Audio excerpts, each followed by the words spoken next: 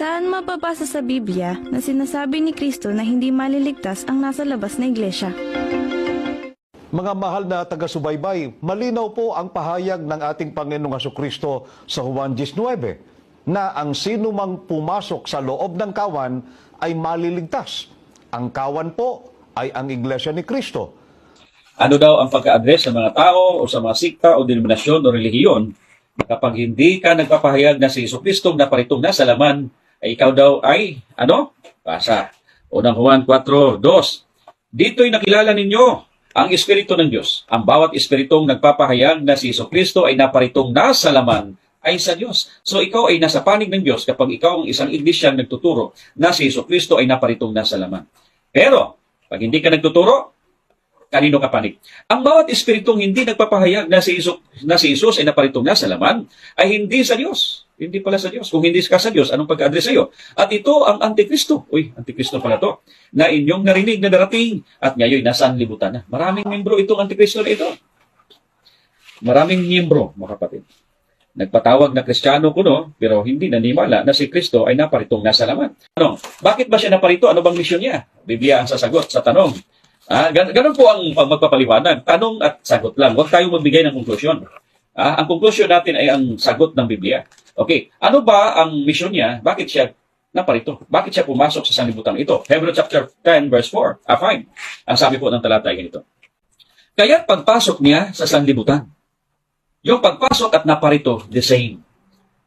Unang Juan 4:2, ang hindi nagpapahayag na si Jesucristo ay naparitong nasa laman. Ibig sabihin, kapag hindi ka nagpapahayag na si Kristo ay pumasok sa sanlibutan, na naging laman siya di ba?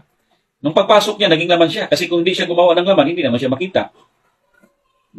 So ano po ang misyon? Ano po ang motibo niya?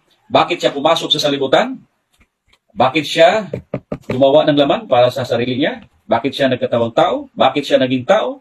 Ang misyon niya ay Hebrews 10 verse 5. Kaya pagpasok niya sa sanlibutan ay sinabi, hain at handog ay hindi mo ibig, ngunit ang isang katawan, ngunit ang isang laman, ngunit ang isang katawan ng tao, ang sa akin ay inihanda mo.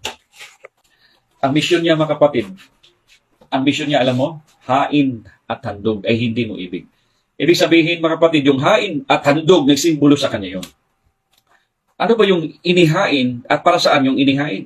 Atasan mo lang yung Hebrews 10 verse 5. Dito tayo sa 4. Ang sabi po ng talata ay ganito. Sapagkat di maaari na ang dugo ng mga baka at ng mga kambing ay makapag-alis ng mga kasalanan.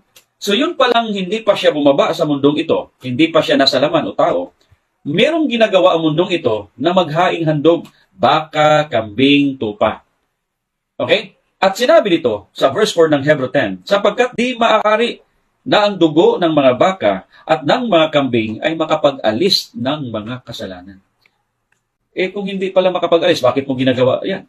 Kasi meron pong sinisimboluhan yan na darating, verse 1 ng Hebrews 10. Ang sabi po ng talata ay ganito, sapagkat ang kautusan na may isang anino, itong handog-handog, kautusan ito. At itong kautusan daw na ito, may anino. Ayan, shadow pala ito, mga kapatid. Sapagkat ang kautusan na may isang anino, ng mabuting bagay na darating. Sino yung darating, mga kapatid? Kaya't pagpasok niya sa sanlibutan, Hebrews 10 verse 5, Unang Juan 4:2, kapag ikaw ay hindi magpapahayag na si Jesucristo ay naparito, meaning to say, pag naparito ka, dumating ka. Tama? So, Hebrews 10 verse 1, sapagkat ang kautusan may isang anino ng mabuting bagay na darating. Si Kristo itong dumating. Hindi ang tunay na larawan ng mga bagay, kailan pa man ay di maaaring magpasakdal sa mga nagsisilapit sa pamamagitan ng mga hain na laging inihandog taon-taon. Yung mga handog ng baka, kambing, tupa, paghandog-handog nila yon para mapatawad sana ang kanilang kasalanan. Pero totally hindi maabulis ang kasalanan nila kasi kung maghandog sila na yon, napatawad ang kasalanan. Pag nagkasala naman sila, maghandog na naman para mapatawad. Kung araw-araw ka magkasala, araw-araw ka maghandog. So hindi talaga naalis ang iyong kasalanan. Sabi sa Hebrews 10 verse 5, kaya't pagpasok niya sa sanlibutan yung dumating na sinisimboluhan na inaninuhan ng kautusan na tupa, kambing, baka, na simbolo kay Kristo yon. Kaya pagpasok niya sa sanlibutan ay sinabi, hain at handog, hindi mo ibig. Ano ang inibig? Ang ngunit isang katawan ang sa akin ay inihanda mo. Saan inihanda? kay Kristo, inihanda ang katawan.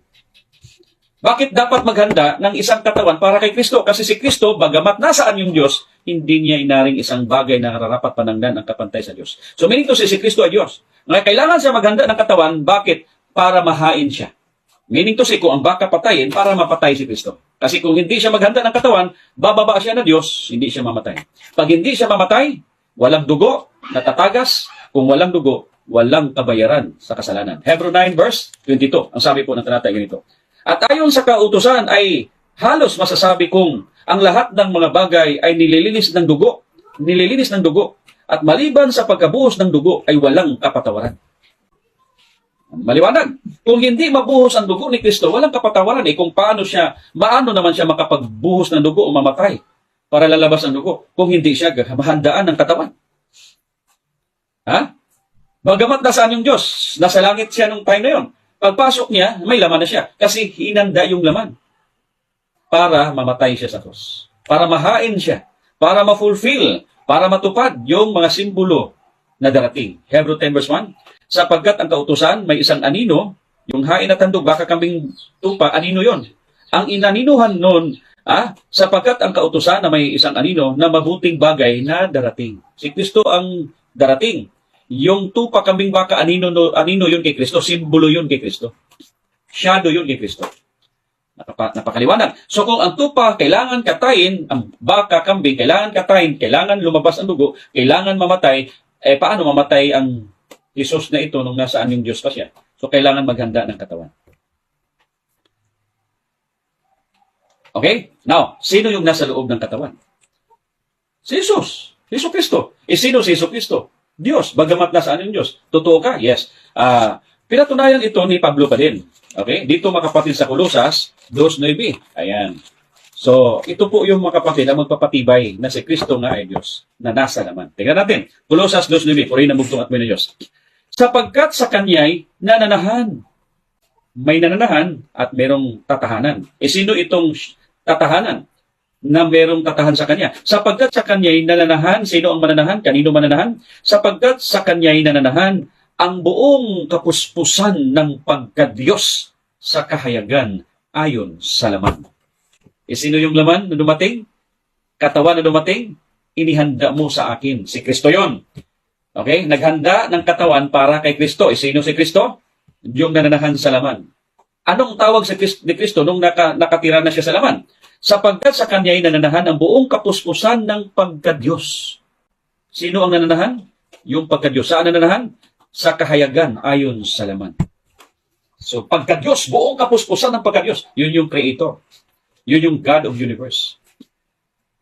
Naghanda siya ng katawan para mananahan yung buong kapuspusan ng pagkadiyos. Anong pangalan ng Diyos na yun?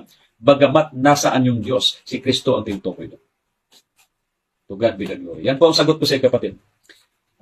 Napakaliwanag yan. So pag hindi ka maniwala nito, pasensya na po. Antikristo ang pagkasabi sa mga ganitong paniniwala.